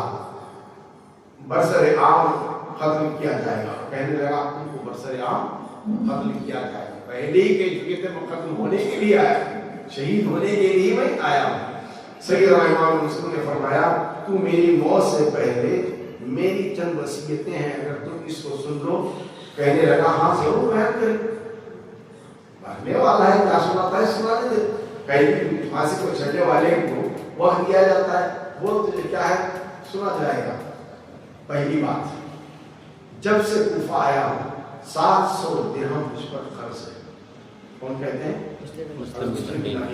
میری موت کے بعد، چونکہ شہید کا ہر گناہ معاف کیا جاتا ہے لیکن گناہ لیکن قرض معاف نہیں کیا جاتا، تو وہ بات کے معاملے دنیا میں ہی نپٹا نہیں۔ قرض اب دے کے شہادت ہونے والی ہے، میں قرض دار ہوں، خدا کی بارگاہ میں کیسے منہ کو لے کر جاؤں؟ میں قرض دار ہوں، کتنا قرض دار ہوں؟ 700 درہم کا۔ میری موت کے بعد میری تلوار اور صرافت تو چندہ دینا کو تمہیں کیا کرنے کی ضرورت نہیں، میری تلوار علی کے گھرانے کی منہ مانگی دامیں بک جائے گی، میرا ذرہ جو میں کہنا ہوں اس کو فروخت کر کے قرض ادا کر دیں، اعلان کروائیں گے جو خرچ کسی نے مسلم کو دیا تھا وہ آ کر لے کر جائے، وہ آ کر لے کر جائے۔ یہ میری پہلی وصیت ہے۔ دوسری، میرے قتل کے بعد میری لاش کو رنگین خون کے اسی لباس میں دفن کر دیں، دوسری وصیت مسلم بن عقیل کی۔ تیسری، مکہ معظمہ سیدنا حسین کو پیغام بھیجنے کہ مسلم نے کہا ہے کہ یہاں نہ آئے کیونکہ میں ان کو پہلے بلوا چکا ہوں۔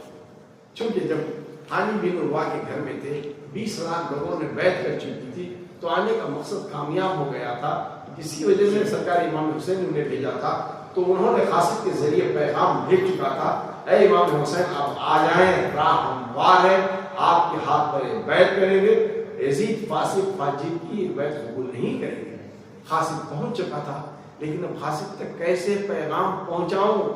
جو ظلم و تشدد مجھ پر ہو رہا ہے یہی اہل بیت پر ہوگا، بھائی حسین پر ہوگا، کیسے بچاؤں؟ اسی طرح اسی پریشانی میں رہے تو ابن زیاد سے وصیت کرتے ہیں اگر میرے قتل کے بعد امام حسین کو پیغام دے کہ وہ یہاں نہ آئے، ہو سکتا ہے؟ خیر، وصیت کرنا ان کی باتیں یہ کی ہیں۔ جواب میں ابن زیاد جہاں تک قرض کا تعلق ہے وہ ادا کر دیا جائے گا جیسا کہ آپ نے کہا ہے۔ دوسرا، جہاں تک لاش کا تعلق ہے تو اس سے ہم کو کوئی سروکار نہیں، دفن کرا دیا جائے گا، انہی قبروں میں دفن کر دیا جائے گا۔ تیسرا، جہاں سے جناب امام حسین کی تعلق کی بات ہے، اگر وہ ہماری طرف قصد نہ کریں تو ہم ان کی طرف قصد نہیں کریں گے، مطلب وہ ہماری طرف آگے نہیں بڑھیں گے تو ہم ان کی طرف آگے نہیں بڑھیں گے، اگر وہ آگے بڑھیں گے تو پھر بھی ہم آگے بڑھیں گے، جو ہونا ہے وہ دیکھا جائے گا۔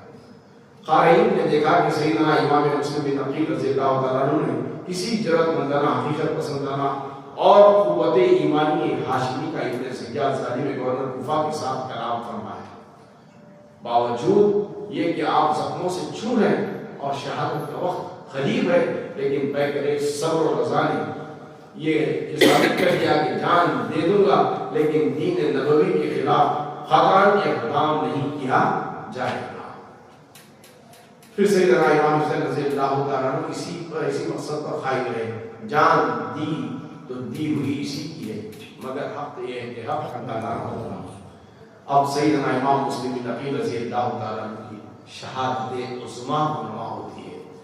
عبید ابن زیاد نے پھر اعلان کیا کہ سیدنا امام مسلم بن عقیل کو قصر عمارت پر برسر عام ختم کیا جائے، محل کے اوپر لے جائے اور برسر عام یعنی سب کے سامنے ختم کیا جائے۔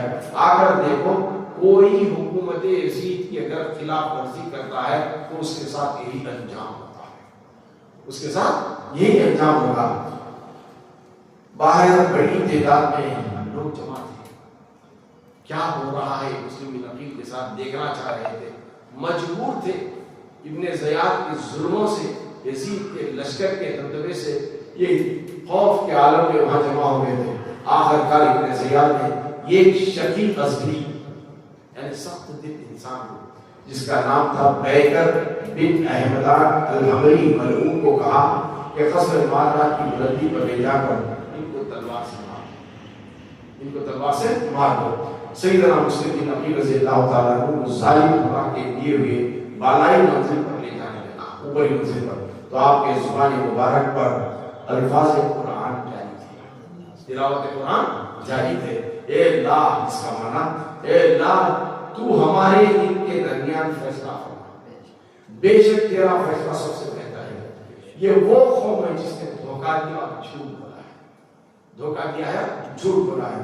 جب آپ نے اوپر چڑھ کر نیچے دھیان فرمایا تو دیکھا کہ جب میں کثیر کا ہجوم ہے لیکن کوئی یاد مددگار نہیں، مدد کے لیے کوئی آگے نہیں بڑھ رہا ہے۔ اس ظالم احمدی لعنت اللہ علیہ نے، دنیا کے کتے نے آپ پر اس قدر زور سے تلوار کا وار کیا کہ سیدنا امام مسلم بن عقیل کا سر پورے تن سے جدا کر دیا، سر انور نیچے گرا تو ظالم نے تن اقدس نیچے گرا دیا، سر اقدس کہتے دھڑ میں نیچے ڈھکیل دیا۔ انا للہ و انا الیہ راجعون۔ یہ واقعہ شہادت روز چہارشنبہ یعنی بروز چہارشنبہ 9 ذی الحج، دیکھو کتنے مبارک ایام ہیں، ذی الحج کے ایام میں جد و جدال سے منع کیا گیا ہے، یعنی لڑائی جھگڑے سے، چونکہ 1 تاریخ سے 10 تاریخ تک 10 ذی الحج کے اللہ کے نزدیک بہت محبوب ہے، اس میں کوئی برائی کا تصور بھی نہ کرے، گناہ نہ کرے، قتل و غارت گاری نہ کرے۔ دستور عمل یہ تھا شریعت آنے کے بعد جنگجو بھی اپنے اوزاروں کو رکھ دیتے تھے، لیکن 9 ذی الحج کی صبح یہ ظالم ابن زیاد اپنے ایک جلاد کو بلا کر سر مبارک تن سے جدا کر دیتا ہے۔ کم از کم اس مہینے کا احترام نہیں، ارے مہینے کا احترام ان سے کیا ہوگا جو پہلے بیت کا احترام ان سے کرو، جن کے صدقے سے مہینے کو بھی فضیلت ملی، اب وہ ذات ہے تو پھر ان کو مہینے کی کون سی عظمت ہے۔ تو لہٰذا 9 ذی الحج 60 ہجری کا ہے کہ آفتاب ہدایت غروب ہو گئے، آفتاب ہدایت غروب ہو گئے۔ شہید مسلم بے کس ہوئے 1000 افسوس، فرشتے کہتے ہیں اس غم سے 1000 افسوس۔ شقی نے کچھ نہ ان کی غربت کا پاس کیا، چرائی حلف پر شمشیر آبار افسوس، کر لیا نوش جس نے شہادت کا جام، اس مسلم ابن عقیل کے نام سلام۔ سیدنا امام مسلم کا مزار انبیاء در کوفہ کے مرکز پر برکات عام و خاص ہے۔ تو انشاءاللہ آگے کی میں تحریر کو یعنی آگے کے معاملے کو کل کی محفل میں رکھوں گا۔ اب ایک مزار پاک کوفہ میں کہاں ہے؟ کوفہ کی عظیم جامعہ مسجد ہے، وہاں پر ہم پہنچے، اس عظیم بارگاہ میں جہاں مولا کائنات پر ضرب لگائی گئی تھی، وہ مقام جبریل بھی ہم نے دیکھا ہے، وہ کنواں بھی دیکھا ہے جہاں سے پانی جاری ہوا تھا، اور مسلم بن عقیل رضی اللہ تعالیٰ عنہ کی بارگاہ میں بھی حاضری دی، اور حانی بن عروہ کی بارگاہ میں بھی حاضری دی، اور کئی تاریخی چیزیں اس وسیع جامعہ مسجد کوفہ کے احاطے میں، ان ساری چیزوں کا تبصرہ انشاءاللہ کل کیا جائے گا۔ اگر تاریخ اسلام کو پیش کرنے میں میری مطالعات کے مطابق کچھ کمی و پیشی ہو گئی ہے، صاحب علم حضرات اگر کوئی تصحیح کرنا چاہتے ہیں تو الحمدللہ آپ کی ہدایتوں کے لیے، ذہنی مشوروں کے لیے میں ہمیشہ منتظر رہوں گا تاکہ لوگوں تک ایک صحیح پیغام پہنچ سکے۔ دوران گفتگو کچھ کفرانہ الفاظ میری زبان سے نہ چاہتے بھی شاید نکل گئے ہوں گے، تو رب کی بارگاہ میں سچے دل سے توبہ و استغفار کرتا ہوں۔ استغفر اللہ ربی من کل ذنب و خطیئۃ واتوب الیہ وآخر دعوانا الحمدللہ رب العالمین۔ صلی اللہ تعالیٰ علیہ وعلیٰ آلہ وصحبہ وبارک وسلم۔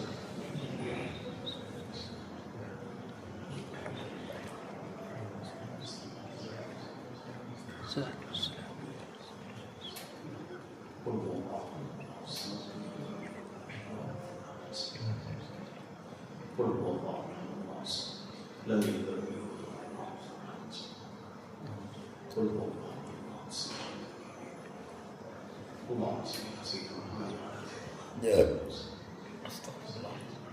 پروردگار عالم تیرا لاکھ لاکھ شکر و احسان ہے کہ تو نے ہمیں دین اسلام میں پیدا فرما کر نبی آخر الزمان جناب محمد صلی اللہ علیہ وسلم کی امت میں پیدا فرمایا اور صراط مستقیم پر گامزن فرمایا اور نیک ترین والدین کی عظمت سے ہمیں مشرف فرمایا اور پیران حق کی طرف ہمیں رجوع ہونے کی توفیق عطا فرمائی اور وقتاً فوقتاً اسلام کی تعلیمات کو کہنے کی ہمیں مولا تو نے ایک طاقت بخشی ہے مولا، تیری دی ہوئی طاقت سے، تیری عطا سے، بزرگوں کے فیض سے، ان کی ردنی دی گئی علم سے الہ العالمین کچھ تبصرہ تیرے محبوب کے محبوب جنہیں سرکار عالم صلی اللہ علیہ وسلم نے فرمایا حسین مجھ سے ہے اور میں حسین سے ہوں، اور وہ حسین جو جنتی جوانوں کے سردار ہیں، وہ حسین جن کے لیے جوڑا تو نے جنت سے بھیجا، وہ حسین صبر و رضا کے پیکر،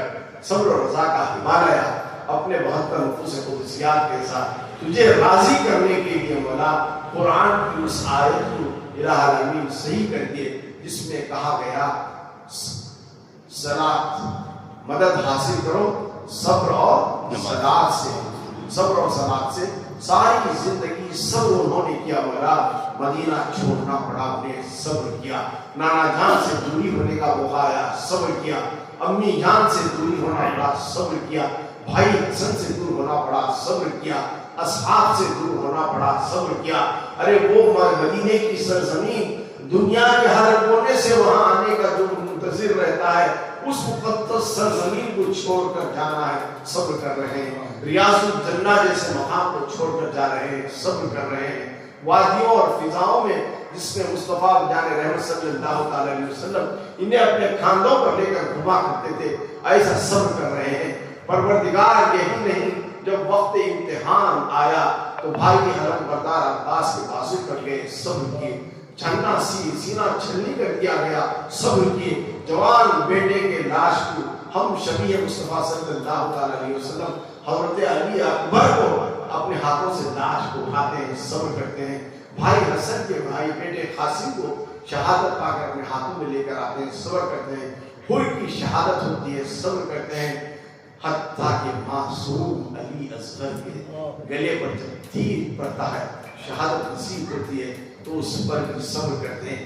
کبھی مولا تجھ سے آہ گزاری انہوں نے نہیں کی، مولا صبر کا دامن رہا، شروع میں صبر کی تعلیم گئی، ان اللہ مع الصابرین کی آیت میں نازل ہوئی، مدد حاصل کرو صبر اور صلاۃ سے۔ ساری زندگی حتیٰ کہ میدان کربلا تک صبر کے دامن کو تھامے رہے، اور صبر اور صلاۃ آخری میں آ رہی ہے تو جب شہادت جام نوش فرمایا تو صلاۃ نماز کی حالت میں سب سے عظیم رکن سجدے کی حالت میں اپنے سر کو تن سے جدا کیا، تیری بارگاہ میں قربانی پیش کی گئی۔ وہ حسین کے ساتھی حضرت مسلم بن عقیل رضی اللہ تعالیٰ عنہ کی شہادت کا تذکرہ آج ہم نے سنا ہوگا۔ پروردگار آج کی محفل میں جو قرأت پڑھی گئی ہے، جو نعت سرور کونین صلی اللہ علیہ وسلم گنگنائی گئی ہے، منقبت سرکار امام عالی مقام پڑھا گیا ہے، جو کچھ بھی کربلا کے واقعات کو سنا گیا ہے، مولا ان تمام کو تیری بارگاہ میں پیش کرتے ہیں، قبول فرما۔ جو رکھی گئی ہے سب کچھ تیرا ہی دیوا ہے، تیری نظر کرتے ہیں، قبول فرما۔ تو اس سفر واقعہ نامدار جناب محمد رسول اللہ صلی اللہ علیہ وسلم کی بارگاہ میں پیش فرما کر جملہ انبیاء و مرسلین کل امہات المؤمنین تمام صحابہ و صحابہ اکرام پنجتن پاک کی بارگاہ میں ثواب پیش فرما۔ جملہ صدیقین شہدائین صالحین طبعین تابعین علماء امت اولیاء ملت کی بارگاہ میں اس کا ثواب پیش فرما۔ 4 پیر 14 خاندانوں کی بارگاہ میں اس کا ثواب پیش فرما۔ کل بزرگان سلاسل کی بارگاہ میں اس کا ثواب پیش فرما۔ کل غوث صدوق اقدار اولاد ولی درویش قلندر منصوبوں کی بارگاہ میں اس کا ثواب پیش فرما۔ کل مومنین مومنات کل مسلمین و مسلمات کی بارگاہ میں اس کا ثواب پیش فرما۔ خصوصاً مولا سید الشہداء امام عالی مقام سرکار امام حسین رضی اللہ تعالیٰ عنہ اور ان کے 72 نفوس قدسیات کی بارگاہ میں اس کا ثواب پیش فرما۔ خصوص آج کی اس محفل کا ثواب حضرت مسلم بن عقیل رضی اللہ تعالیٰ عنہ کی بارگاہ میں پیش فرما کر ان کے تذکرے کو قیامت تک بلند فرما دے مولا، ان شہیدوں کی مولا یاد کو ہمارے سینوں میں پیوست فرما دے، قیامت تک آنے والی ہماری نسلوں کو اہل بیت کا دم بھرنے والا بنا دے مولا، ان کی محبت سے سرشار انہیں بنا دے مولا، حسینی کردار ہمیں بنا دے مولا، مولا حسینی واقعے کو تو ہم کربلا کے واقعے کو سنا رہے ہیں مولا، پیغام کربلا یہ بتا رہے ہیں کہ امام حسین چاہے جان پر لالے پڑ جائیں خدا کی عبادت سے گناہ ہو، نمازوں سے غفلت مت بولو، مولا ہمارے کہے کربلا سنانے سے بہتر ہے العالمین، کربلا کے میدان سے جو پیغام امت کو کیا گیا ہے اس پیغام کو ہمیں اپنانے کی توفیق رفیق عطا فرما، پروردگار صبر و رضا کا دامن ہم سے بھی نہ چھوٹے مولا، اور باطل کے آگے ہمارا سر کبھی نہ چھکے مولا، سر جھکانا ہے تو تیری رضا کے لیے تیری عبادت میں جھکائے مولا، تو ہم سے راضی ہو جا مولا، ان محافل میں جو شریک ہو رہے ہیں، جو شرکت کر رہے ہیں اور جو سنا رہے ہیں، جو سن رہے ہیں، حاضرین ہیں، غائبین ہیں، ان سب کو کربلا کے 72 نفوس قدسیات کا فیض عطا فرما، صلی اللہ علیہ خیر خلقہ محمد نور ارشی افضل الانبیاء وآلہ وآلہ وصحبہ اجمعین برحمتک یا ارحم الراحمین والحمد للہ رب العالمین۔